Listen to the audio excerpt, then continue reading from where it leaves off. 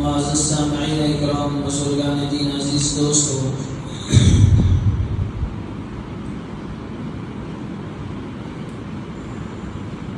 آج کے جو حالات چل رہے ہیں اس سلسلے میں گزشتہ جمعہ بھی قرآن کی آیات چند پڑھ کر آپ احباب کے سامنے کہ وقت کے حالات کے تقاضے سے قرآن و حدیث ہمیں کیا رہنمائی کرتی ہے، چند باتیں عرض کی تھی اور وقت کے مسائل چل رہے ہیں، تو اس وقت میں جو ضروری اور اہم امر ہے اس کی طرف ہم سب کو توجہ کرنے کی ضرورت ہے۔ آپ دیکھیں کہ مساجد کا ویران ہونا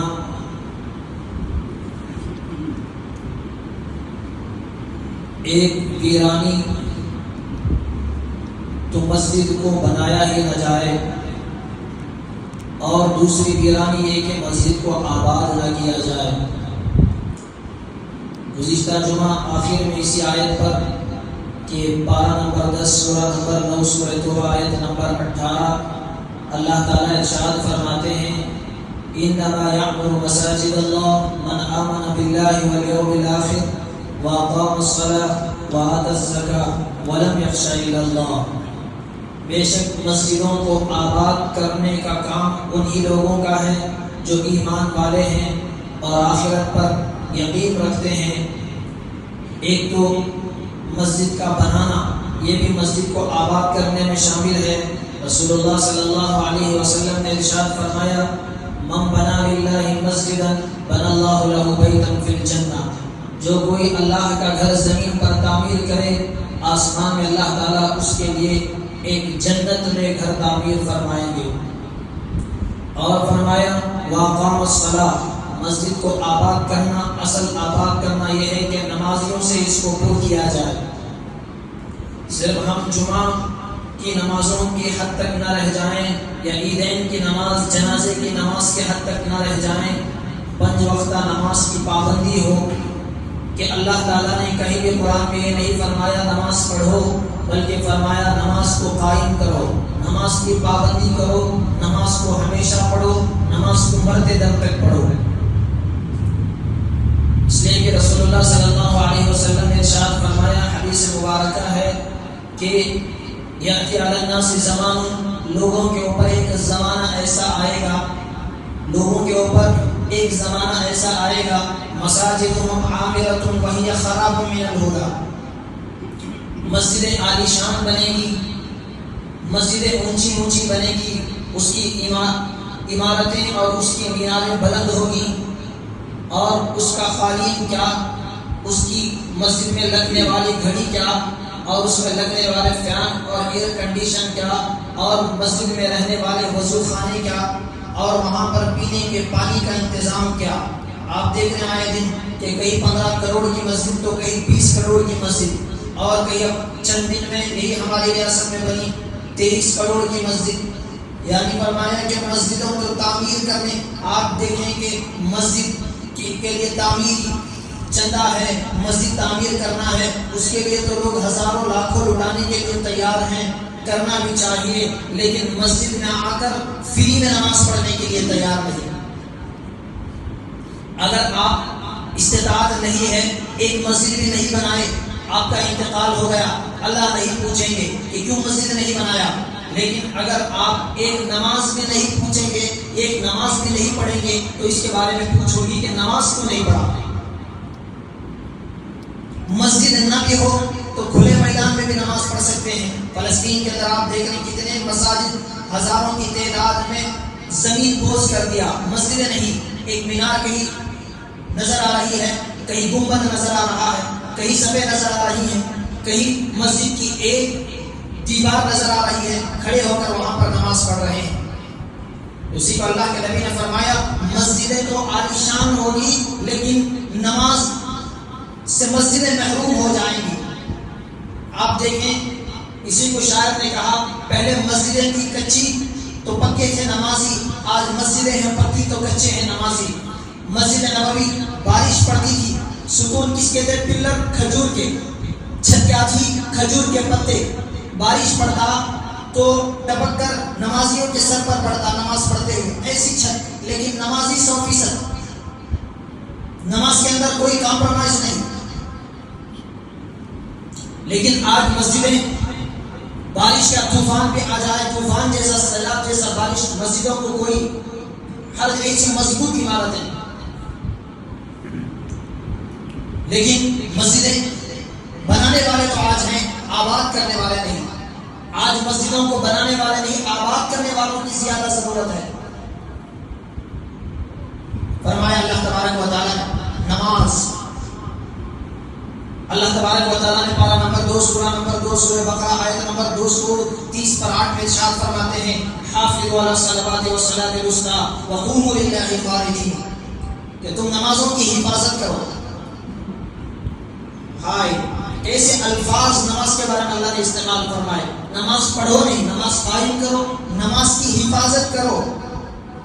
کہ کوئی آپ کے پاس پراپرٹی ہے تو آپ اس کی 1 گھنٹہ 2 گھنٹہ حفاظت نہیں کریں گے، یا 8 دن حفاظت کر کے نہیں چھوڑیں گے، مرتے دم تک آپ اس کی پراپرٹی کی حفاظت کریں گے۔ اسی طرح فرمایا کہ مرتے دم تک نمازوں کی حفاظت کرو، حافظوا علی الصلوات، اور فرمایا والصلاۃ الوسطی، خاص طور پر عصر کی نماز کی حفاظت کرو۔ اکثر مفسرین نے کہا درمیانی نماز کی حفاظت یعنی عصر کی نماز، اس سے پہلے فجر اور ظہر ہے اور اس کے بعد مغرب اور عشاء ہے، اس لیے کہ عام طور پر آپ دیکھیں عصر کی نماز کا بھی جائزہ لیں، نمازی کم، مغرب میں تو نمازی ہوتے، عصر کے اندر کم۔ فرمایا قوموا للہ قانتین، اور اللہ کے لیے نماز پڑھو، نماز کے اندر خشوع اور خضوع ہو۔ یہی آیت تھی جس کے نازل ہونے کے بعد نماز کے اندر بات کرنا ممنوع ہو گیا، یعنی پہلے نماز پڑھتے تھے، نماز کے اندر بات کرنا جائز تھا، کوئی آ کر سلام کرتا سلام کا جواب دے دیتے۔ اس کے بعد یہ آیت نازل ہوئی تو نماز کے اندر سلام کا جواب بھی نہیں، کوئی چھین کے اس کا جواب الحمدللہ کہے، نماز فاسد۔ اچھی خبر نماز میں معلوم ہے، انا للہ و انا الیہ راجعون پڑھے، نماز فاسد۔ اچھی خبر سنے ماشاءاللہ کہے نماز میں، نماز فاسد۔ کوئی تعجب کی خبر سنے کہے سبحان اللہ، نماز فاسد۔ درد اور آہ کی وجہ سے، مصیبت کی وجہ سے آواز نکالے، نماز فاسد۔ نماز میں کوئی چیز ہنسی کی علامت، زور سے ہنس دیے، نماز فاسد۔ 19 چیزیں جس سے نماز فاسد ہو جاتی ہے۔ وقوموا للہ قانتین، نماز کے اندر اخلاص ہو، للہیت ہو۔ رسول اللہ صلی اللہ علیہ وسلم نے فرمایا اول شیء یرفع من هذه الامه الخشوع، کہ سب سے پہلے اس امت کے اندر جو چیز اٹھائی جائے گی وہ نمازیوں کے اندر کا خشوع ہوگا، حتی لا ترى فيها خاشعا، یہاں تک کہ تو دیکھے گا ساری جماعت کے اندر ایک آدمی بھی نماز کے لیے اس کی دل کے اندر اخلاص نہیں ہوگا۔ کبھی ایسا ہوتا ہے امام صاحب سے بھول ہو گئی کہ ساری نماز پڑھ لی کہ کوئی ایک بھی لقمہ نہیں لیا، تو اللہ کے نبی نے فرمایا کہ پہلی چیز اول شیء یرفع من هذه الامه الخشوع حتى لا ترى فيها خاشعا، اس امت میں سب سے پہلی جو چیز اٹھائی جائے گی اس امت کے اندر خشوع ہوگا، تو دیکھے گا کہ ساری جماعت کے اندر ایک آدمی بھی اخلاص کے ساتھ نماز پڑھنے والا نہیں ملے گا۔ کوئی نماز ہے تو ذہنوں کے اندر کوئی ٹینشن،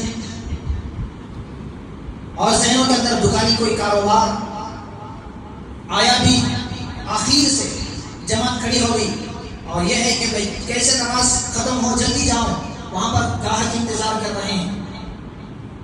بعض آدمی نماز ہوتے ہی فوراً اٹھائے، دیکھے نماز سلام پھرے کہ نہیں کہ دعا کو ہاتھ اٹھانے سے پہلے موبائل اٹھاتے ہیں، دیکھتے ہیں، گویا کہ ایسا لگتا ہے نماز ہوتے ہی میسج آیا، ہاں نماز قبول ہو گئی، آپ کی نماز قبول ہو گئی۔ اگر ایسا ہوتا تو آپ ضرور فون اٹھائیں اور دیکھیں، حالانکہ ایسا تو نہیں ہے۔ قبول اور ناقبول ہونے کا تعلق دل سے ہے، اسی کو فرمایا اخلاص کے ساتھ نماز پڑھو۔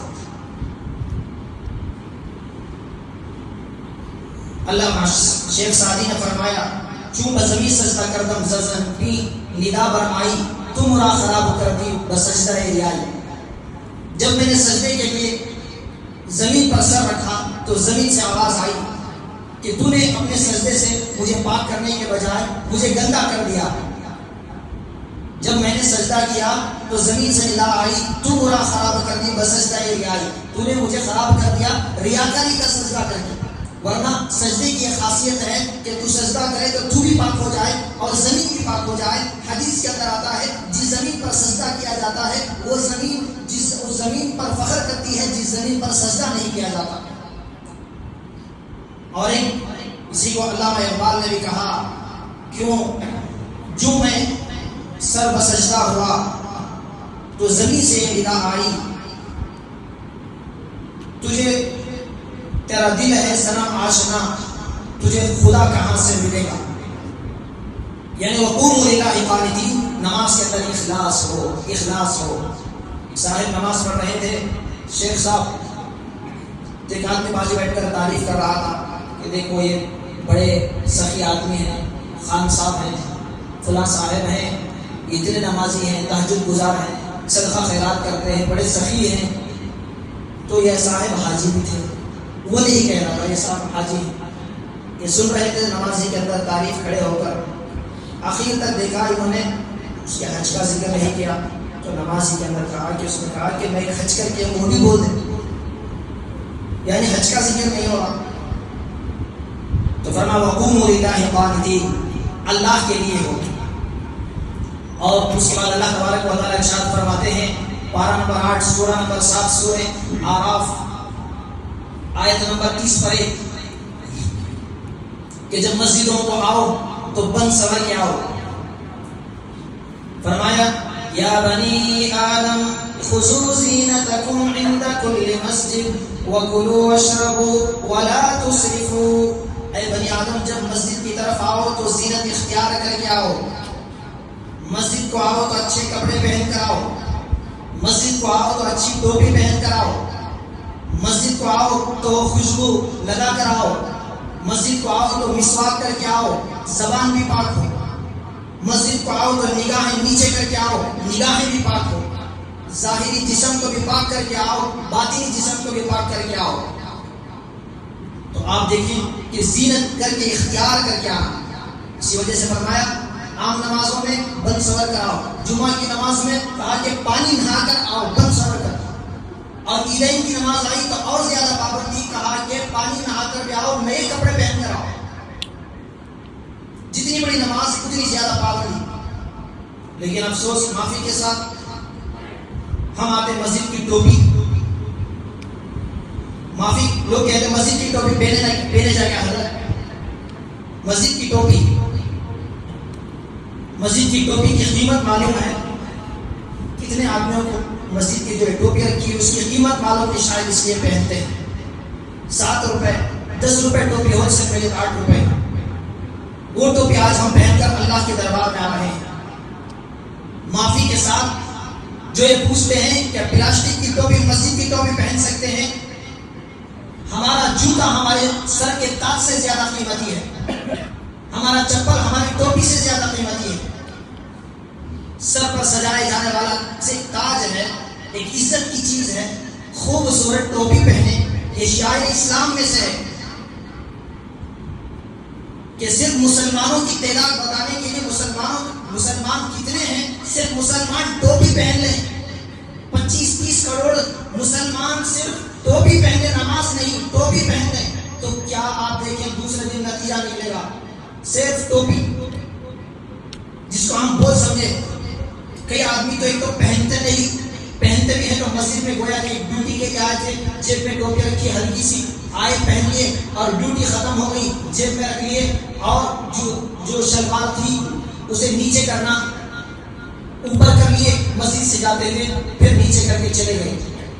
بھائی یہ ڈیوٹی نہیں، یہ غلامی کرنا ہے اللہ تعالیٰ کی۔ بند سور کے آؤ، اسی کو فقہاء نے فرمایا کہ جو لباس پہن کر تم شادی میں نہیں جا سکتے وہ لباس پہن کر مسجد کو نہ آؤ۔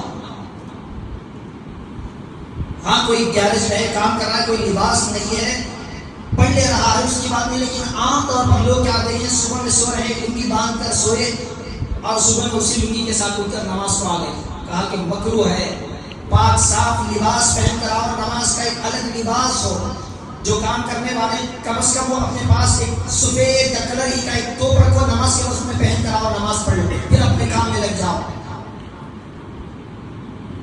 تو بہرحال اللہ تبارک و تعالیٰ نے فرمایا کہ اس کے بعد پارہ نمبر 11 سورہ نمبر 9 سورہ توبہ آیت نمبر 108 109 لا تقم فيه ابدا لمسجد اسس على التقوى من اول يوم احق ان تقوم فيه رجال يحبون ان يتطهروا والله يحب المطهرين. اس کے اندر ایک خاص مسجد کا ذکر ہے، وہ بھی آپ کو ذکر کر دیتا ہوں. دنیا کے اندر 4 مسجدیں ایسی ہیں جس میں نماز پڑھنے کا اجر و ثواب زیادہ ہے. فرمایا ایک مسجد حرام جس کے اندر ایک نماز پڑھیں گے کہ 1 لاکھ نماز کا ثواب، اور مسجد نبوی جس کے اندر ایک نماز پڑھیں گے، ایک روایت کے اندر 1000 نماز پڑھنے کا ثواب، اور ابن ماجہ کی روایت 50,000 نماز پڑھنے کا ثواب. 2 روایتیں. اور تیسری مسجد بیت المقدس جس کے اندر ایک نماز پڑھیں گے 500 نمازوں کا ثواب. اور چوتھی مسجد ہے مسجد قباء جس کے اندر 2 رکعت نماز پڑھیں گے 1 عمرے کا ثواب. اللہ کے نبی مکے سے مدینے کو ہجرت کرتے ہوئے مدینے سے 3 کلومیٹر سے پہلے ایک مسجد ہے جس کا نام مسجد قباء ہے، جس کا ذکر اللہ تعالیٰ نے پارہ نمبر 11 سورہ نمبر 9 سورہ توبہ آیت نمبر 108 اور 9 کے اندر فرمایا افمن اسس بنیانہ علی التقوی، کہ جس کی بنیاد، جس مسجد کی بنیاد تقوی کی بنیاد پر رکھی گئی ہے، اس کے اندر 2 رکعت نماز پڑھیں گے 1 عمرے کا ثواب. اللہ کے نبی اکثر ہفتے کے دن اس مسجد کو، مسجد نبوی سے کبھی چل کر جاتے، کبھی اونٹ پر سوار ہو کر جاتے، وہاں پر 2 رکعت نماز پڑھتے. اللہ سب کو وہاں پر لے کر جائے اور وہاں پر نماز کی پڑھنے کی اللہ توفیق عطا فرمائے. صرف یہ یہاں کی اور ایسا نہیں کہ پچھلے قوموں کے اندر بھی صرف نماز ایک ایسا حکم ہے کہ آدم علیہ السلام سے لے کر اس ساری قوموں کے اندر نماز ہے. اللہ تبارک و تعالیٰ نے ارشاد فرمایا پارہ نمبر 11 سورہ نمبر 10 سورہ یونس آیت نمبر 80 پر 7 وَأَوْحَيْنَا إِلَىٰ مُوسَىٰ وَأَخِيهِ أَن تَبَوَّأَ لِقَوْمِكُمْ بِمِصْرَ بُيُوتًا وَاجْعَلُوا بُيُوتَكُمْ قِبْلَةً وَأَقِيمُوا الصَّلَاةَ. اس کے اندر موسیٰ علیہ السلام اور ہارون علیہ السلام کو اللہ تعالیٰ نے نماز پڑھنے کا حکم دیا اور کہا کہ نمازوں کو مسجد ہی کے بجائے گھر کے اندر ادا کر لو. کیوں؟ اس لیے اور گھروں کے اندر قبلہ بناؤ. یہ کیوں فرمایا؟ اس لیے کہ فرعون تھا، کھلے عام مسجد میں نماز پڑھنے سے روکتا تھا، تو اللہ تعالیٰ نے وہی فرمایا کہ گھر ہی کے اندر نماز پڑھ لو، اللہ تبارک و تعالیٰ وہ اجر و ثواب عطا فرمائیں گے. ورنہ جماعت کے اندر حاضر ہونا ضروری ہے، لازمی ہے، واجب ہے جماعت کی نماز پڑھنا. بخاری شریف کی حدیث ہے، حدیث نمبر 2420 ابو ہریرہ رضی اللہ عنہ راوی ہیں، فرمایا کہ وَلَقَدْ حَمَلْتُ أَنْ آمُرَ بِالصَّلَاةِ، میں چاہتا ہوں کہ میں ارادہ کروں کہ جو لوگ بغیر کسی عذر کے گھروں کے اندر نماز پڑھ لیتے ہیں فَتُصَلِّيَ ثُمَّ أُخَالِفَ إِلَىٰ قَوْمٍ لَا يَشْهَدُونَ الصَّلَاةَ فَأُحَرِّقَ عَلَيْهِمْ، جو بغیر کسی عذر کے گھروں کے اندر نماز پڑھ لیتے ہیں میں ان کے گھروں کو جلا دوں. بخاری شریف کی حدیث ابو ہریرہ راوی بغیر کسی عذر کے گھروں کے اندر نماز پڑھ لے ان کے گھروں کو جلانے کا اللہ کے نبی حکم دے رہے ہیں. پیارے آقا جو اپنی جانوں سے زیادہ امت سے محبت کرنے والے جو نماز ہی نہ پڑھے ان کا کیا حشر ہوگا. آج ہم 6 دسمبر ماتم منا رہے ہیں بابری مسجد کا، لیکن ہر مسجد روزانہ یہ ویران کی تم پر ماتم منا رہی ہے. صرف ایک مسجد نہیں، 900 مساجد کے اوپر ان کی گندی نگاہیں پڑ چکی ہیں. جبکہ آپ دیکھیں کہ بابری مسجد کا مسئلہ ہو تو 1990 پر 1 میں پلیس آف ورشپ ایک ایڈ بنا. نرسمہ راؤ جب وزیر اعظم بنے 1990 پر 1 میں پلیس آف ورشپ ایک ایڈ بنا جس کے اندر یہ قانون بنا کہ کوئی عبادت گاہ، چاہے مسجد ہو، چاہے مندر ہو، چاہے گرودوارا ہو، چاہے چرچ ہو، یا جو بھی عبادت گاہیں ہو، کہ 1940 پر 7 کے بعد سے جو بھی مسجدیں ہیں ان کی حیت کو تبدیل نہیں کیا جائے گا. اگر وہ مسجد ہے تو اس کو مسجد مانا جائے گا، اگر وہ مندر ہے تو اس کو مندر مانا جائے گا، اگر وہ چرچ ہے تو اس کو چرچ مانا جائے گا، اگر وہ گرودوارا ہے تو وہ گرودوارا ہی مانا جائے گا. اس کے اندر اس کی حیثیت کو کوئی تبدیل نہیں کی جائے گی. لیکن اس کے اندر یہ کہہ دیا گیا کہ بابری مسجد اس سے الگ ہے، اس لیے کہ یہ قانون سپریم کورٹ ہم مانتے ہیں کہ یہ سپریم کورٹ ہے، سپریم ہے، بڑا ہے بہت، لیکن اس کا قانون بھی آپ دیکھیں کہ ایک بچے کو بھی بٹھا کر بابری مسجد کا قانون پڑھائے تو وہ نہیں مانے گا، اس لیے کہ 1940 پر 9 میں مورتیاں رکھی گئی، سپریم کورٹ کا یہ آرڈر تھا کہ ہاں یہ انلیگل رکھی گئی تھی مورتیاں، یعنی غلط طریقے سے رکھی گئی تھی، اور اس کے بعد 90 پر 2 میں مسجد ڈیمالش کر دی جاتی ہے، یہ کہتے ہیں کہ یہ ڈیمالش کرنا یہ بھی انلیگل تھا، لیکن اس کے بعد سب مسلمان اس انتظار میں تھے کہ فیصلہ اچھا اب آئے گا، اس لیے کہ 2 باتیں تو ہو گئی کہ 40 پر 9 میں سپریم کورٹ نے کہا کہ مورتیاں رکھی انلیگل طریقے پر، 90 پر 2 میں مسجد کو توڑی گئی انلیگل طریقے سے، تو تیسرا فیصلہ کیا آنا تھا سب کو معلوم تھا، لیکن حکم کیا آیا کہ مسجد کی زمین مندر کو دے دی گئی۔ لیکن آپ دیکھیں اس وقت میں جو مسلمان کہتے تھے کہ ایک مسجد ہے، دے دینے سے کیا ہوگا، کہ کئی لوگ کہتے تھے کئی جانیں اس میں جا رہی ہیں بھائی، تو اس وقت میں چیخ کر علماء کہتے تھے کہ مسجد ایک مسجد کا مسئلہ نہیں ہے، آج دیکھیں 900 مسجد خواجہ معین الدین چشتی کی درگاہ بھی آج محفوظ نہیں، اور آپ دیکھیں کہ جامع مسجد دہلی کی وہ بھی آج محفوظ نہیں، اس کے اوپر بھی شک کی نگاہیں۔ افسوس یہ ایسا ملک ہے، دوسرے ملکوں کے اندر سروے ہو رہا ہے کہ پیٹرول کہاں سے نکالنا ہے، امریکہ یہ سروے کر رہا ہے کہ چاند میں کیسا گھر بنانا، چاند میں جا کر 960 میں اب چاند میں آبادی کیسا کرنا، لیکن ہمارا ملک ایسا ہے اس میں اس بات پر سروے ہو رہا ہے کہ خدا کہاں ہے، خدا کہاں ہے۔ لیکن مجھے ایک بات یہاں سے آئی کہوں کہ غیروں کو مسجد میں خدا نظر آئے، لیکن مسلمان کو مسجد میں آج خدا نظر نہیں آ رہا، غیروں کا قبلہ آج مسجد میں تلاش کر رہے ہیں، لیکن مسجد کے اندر خود مسلمانوں کو اپنے خدا کو تلاش کرنے کے لیے وقت نہیں۔ یہ واحد ملک ہے جہاں پر خداؤں کا سروے ہو رہا ہے، جب ان کا خدا پیدا ہوا تھا 1000 سال پہلے یہ خود موجود نہیں تھے، تو ان کو کیسے معلوم ہو سکتا ہے ان کا خدا کہاں پیدا ہوا۔ آج رام کا نام لے کر ان کا بھگوان ہم بھی ان کی عزت کرتے ہیں، وہ اپنے مذہب کے اعتبار سے۔ آپ دیکھیں رام سوامی سرکل ہے میسور کے اندر، رام سوامی اس کی کیا تاریخ ہے کہ وہاں پر ایک ہندو بھائی تھا، رام سوامی اس کا نام تھا، اس نے ہندوستان کا جھنڈا لہرایا تو انگریز نے گولی مار کر اسے ختم کر دیا، تو اس کی یاد میں سرکل بنایا گیا رام سوامی۔ پہلے یہ ہوتے تھے رام بھکت، رام کا نام لے کر وطن پر اور حق پر جان دیتے تھے، آج نام لے رہے ہیں۔ سنبھل کی مسجد کا سروے آیا تو اس میں آ رہے ہیں رام جے شری رام کے نعرے لگا کر آ رہے ہیں مسجد کو توڑنے کے لیے، عبادت گاہوں کو توڑنے کے لیے، حالانکہ رام جی کی بھی یہ تعلیم نہیں ہے۔ کہاں پر ہے کہ میرا نام لے کر مسجد توڑ دو، میرا نام لے کر آگ لگا دو، میرا نام لے کر کسی کا قتل کر دو، میرا نام لے کر فتنہ برپا کرو۔ لیکن ہے ہمارے وزیر اعظم بھی کہ خاموش بیٹھے تماشائی کہ بنگلہ دیش میں یہ ہو رہا ہے تو وہ باتیں چل رہی ہے، اور چراغ تلے اندھیرا، یعنی آپ دیکھیں کہ پہلے چراغ ہوتا تھا اس کے نیچے سارے چراغ کو روشنی، لیکن چراغ کے تلے اندھیرا۔ اب بولے تو سمجھ میں آج الٹا زمانہ، بلب کے اوپر اندھیرا، پہلے چراغ تلے اندھیرا، اب زمانہ الٹا ہو گیا۔ آپ دیکھیں بلب لگا ہوا ہے، بلب کے نیچے بلب کے اوپر اندھیرا، یعنی سارے ملک میں کیا ہو رہا ہے۔ ہمارے وزیر اعظم کو اس کی فکر ہے، لیکن ہندوستان کے اندر کیا ہو رہا ہے، کسی نے کہا کہ نیکسٹ بنانا ہے کسی کو وزیر اعظم، تو ایک جو شادی شدہ کو بناؤ، اسے معلوم ہوگا کہ زمانے میں اس کے علاوہ بھی دوسرے بھی غم ہیں۔ کہ آپ دیکھیں تھوڑا لیٹ ہوا کبھی بھی پوچھتی ہے کہاں گئے تھے، جلدی آ گئے تو پوچھنے کیا قصہ جلدی آ گئے نا، ان کو کوئی بھی پوچھنے والے ہی نہیں۔ اس وجہ سے دعا کرو، محنت کرو کہ شادی شدہ کو بنائے۔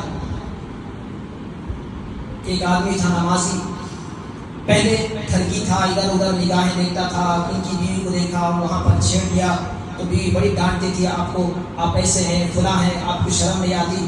پھر کسی تبلیغ والوں نے پکڑا اور ہدایت اللہ نے نصیب کی، اس کے بعد 5 وقتہ نمازی بن گیا۔